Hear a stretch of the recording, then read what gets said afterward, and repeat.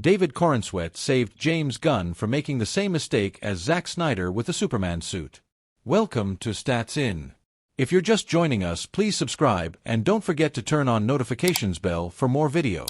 World of superhero cinema, every detail matters. And for Superman, that means his infamous trunks.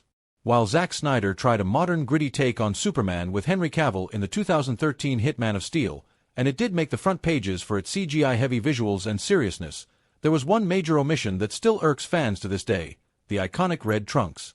Stripping Cavill's Superman of a classic comic book element in favor of a sleeker look was indicative of Snyder's decision to distance the superhero from the original hopeful, colorful roots. Fast forward to 2025, and we've got another Superman waiting to save the damsels. And it looks like David Corenswet, our newest superhero, might have been the one to convince director/producer James Gunn to stick with the OG trunks. In a recent Fandango interview, David Corenswet appeared alongside co-stars Rachel Brosnahan, Nicholas Hoult, and the writer, director/producer of the upcoming Superman, James Gunn. The cast joined Fandango host Perry Nemiroff to tease what's ahead in Gunn's upcoming superhero movie. While avoiding spoilers, the conversation subtly turned to Superman's iconic red trunks. The decision to ultimately include trunks in the upcoming film was deeply influenced by Corenswet himself. For him, the trunks weren't just another part of the costume but the very thing that defined Superman. They were a part of the mythos that kept the otherwise intense character a little grounded in silliness, just as a clever contrast to his powers. The red trunks are more than just a throwback to the original Clark Kent.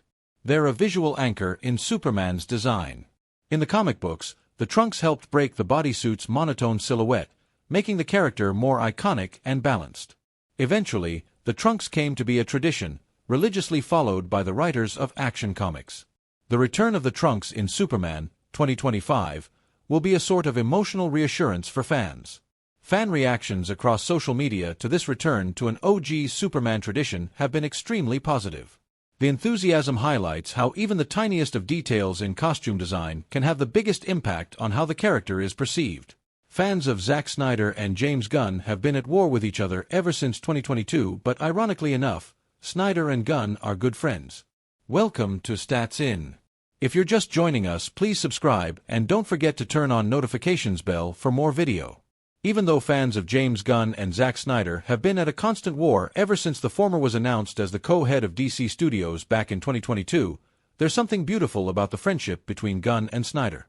A certain section of the fans revolted when it was announced that James Gunn would be directing the upcoming DCU movie, Superman, previously titled Superman, Legacy, as comparisons and parallels were drawn between his vision and Zack Snyder's 2013 movie, Man of Steel.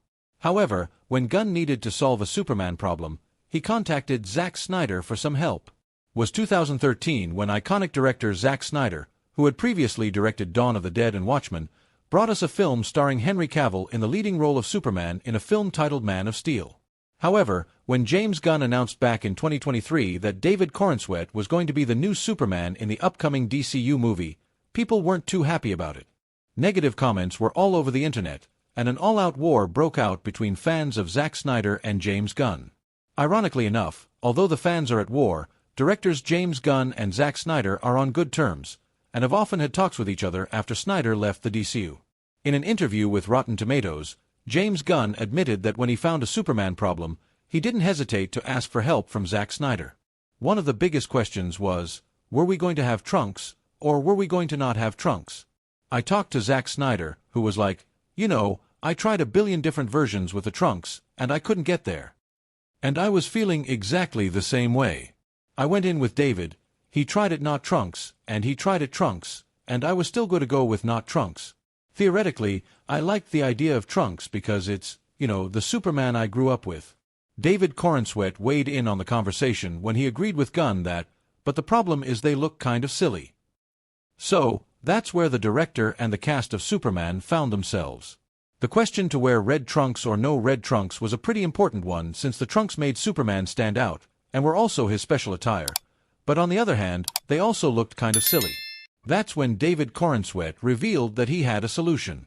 Separate interview with Fandango, James Gunn and David Corenswet sat down to talk about the issue of the red trunks and finally, how they came to solve it. Surprisingly, it was actually Corenswet who simply said to embrace the trunks. The trunks were, after all, supposed to represent Superman in a friendly way and give a sense of hope to even little children, and not some dark form of an ancient god who wielded a weapon of mass destruction. Well, you wanted trunks in theory. But the problem is they look kind of silly. You were looking for a way to make them look cool, or you were looking for a function, an explanation for having them, to justify them. Corenswet continued. And my thing was just, maybe they're supposed to look a little silly, maybe the reason he wears them is to look a little silly, basically to undermine how powerful he really is. Well, it seems that David Corenswet and James Gunn will indeed have a chance to prove their Superman's uniqueness when the movie releases in theaters. Although we cannot say with certainty that the red trunks will look awesome or not, what we can say is that it's going to be a heck of an experience. Matthew Good's casting in Zack Snyder's Watchmen was met with extreme criticism, which the actor did not initially take well as evident in his first response. Welcome to Stats In. If you're just joining us, please subscribe and don't forget to turn on notifications bell for more video. Was aware of the backlash on his casting, which was evident in his shocking response that did not sit well with fans. Ozymandias was the superstar type of villain from Watchmen, and Good not embodying the character's physical appearance was the main issue.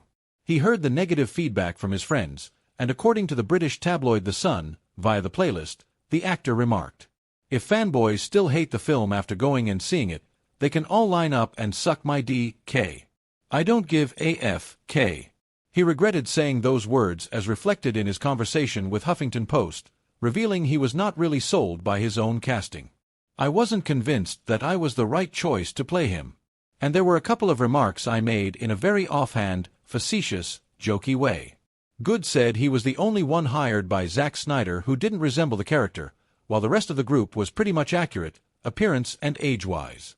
He did spend time overthinking about that project, but he was young and carefree, so he might as well just enjoy the opportunity. Apart from admitting he should not have been cast for the part, he also discovered that the art still had Jude Law's face. He supposed the Sherlock Holmes star was meant to have the role, but he was too expensive to afford, so they settled for Good.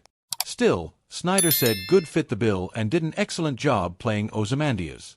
The filmmaker admitted it was a challenge to find an actor who was both handsome and sophisticated, although he did not think twice about hiring the Downton Abbey alum. Despite the harsh criticism, Good had a great experience working on the set of Watchmen.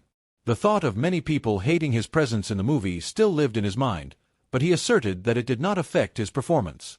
It was Snyder's vision, after all, and the actor revealed that the director was pretty happy with how the movie turned out, and with Good's performance too, so as a performer, he didn't think too much about the controversy.